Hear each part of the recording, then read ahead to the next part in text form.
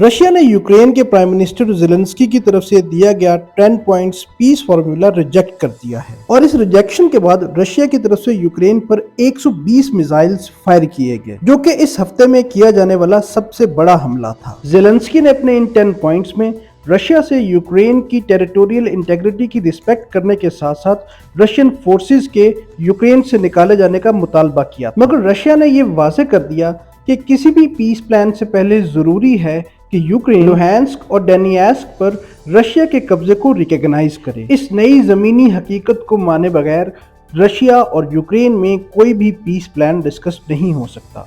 Israel में एक मरतबा फिर नेतन्याहू की फार राइट पॉलिटिकल पार्टी की हुकूमत कायम हो चुकी है। नेतन्याहू इससे पहले 1996 से 1999 और 2009 से 2021 तक इजराइल के प्राइम मिनिस्टर रह चुके हैं। इस तरह ये इजराइल के लिए सबसे लंबी मुद्दत तक वजीर आजम रहे। 4 साल की सियासी तब्दीली के बाद नेतन्याहू की राइट विंग की पार्टी की हुकूमत बनना फलस्तीनियों के लिए एक बुरी खबर साबित होगा। साल 2022 यूं भी फलस्तीनियों के लिए 2006 के बाद सबसे बुरा साल साबित हुआ है। नेतन्याहू की हुकूमत में हालात मजीद बिगड़ने का खदशा मौजूद है। दूसरी तरफ चाइना में कोविड-19 के नए वेरिएंट के बाद मुख्तलिफ ममालिक की जानिब से चाइना पे सफरी पाबंदियां लगाना शुरू कर दी गई हैं। इन ममालिक में यूएसए, इंडिया, जापान और इटली शामिल हैं। चाइना ने 26 दिसंबर को कोविड-19 से रिलेटेड अपनी नई एडवाइजरी शाया की, जिसमें इसने वाज़ेह किया कि यह अब कोविड-19 को क्लास ए इन्फेक्शन की बजाय क्लास बी इन्फेक्शन के तौर पर ट्रीट करेगा, जिसका मतलब है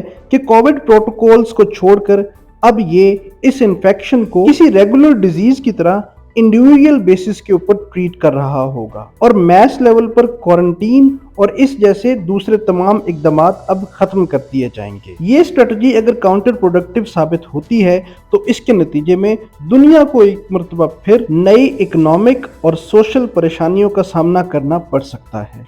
इसके साथ साथ ये वाज़ेह रहे कि चाइना पर पहले भी कोरोना वायरस से रिलेटेड इंफॉर्मेशन को छुपाने और गलत अदादोशुमार शाया करने का इल्जाम लगता रहा है, क्योंकि चाइना कोरोना वायरस डेथ्स में सिर्फ उन डेथ्स को शामिल करता है जो कोरोना वायरस की वजह से रेस्पिरेटरी इलनेस यानी सांस की तकलीफ की वजह से वाक़ई हों। कोरोना वायरस के बाकी इम्पैक्ट्स की वजह से होने वाली अमवात को चाइना कोविड की अमवात में शामिल नहीं करता। ऐसी सूरत में चाइना की तरफ से आने वाली हर इंफॉर्मेशन को दुनिया शक की निगाह से देखती है।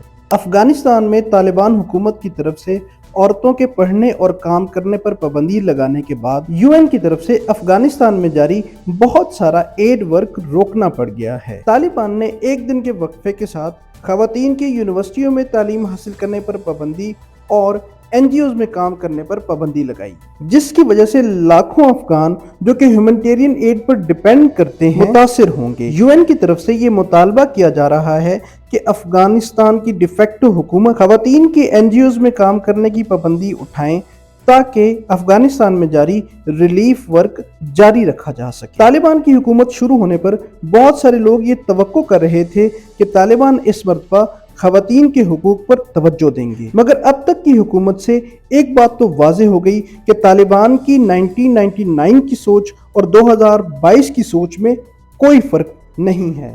वीडियो पसंद आई हो तो इसे लाइक करें, शेयर करें, चैनल को सब्सक्राइब करें और मज़ीद वीडियोज़ के लिए हमारे साथ जुड़े रहें।